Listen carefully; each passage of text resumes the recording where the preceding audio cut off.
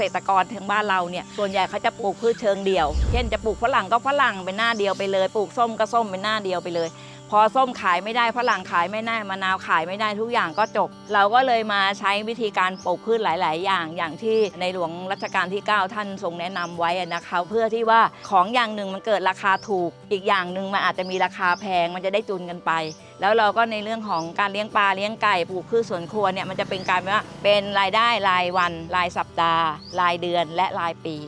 ก็ทั้งหมดทั้งมวลที่ทำมาเนี่ยนะคะเราได้เรียนรู้จากในหลวงทั้งสองรัชกาลเนี่ยค่ะท่านได้เผยแพร่ศาสตร์พระราชามาเราคิดว่าเราจะสืบต่อให้ลูกหลานเนี่ยเขาได้ทำต่อไปตลอดไปค่ะ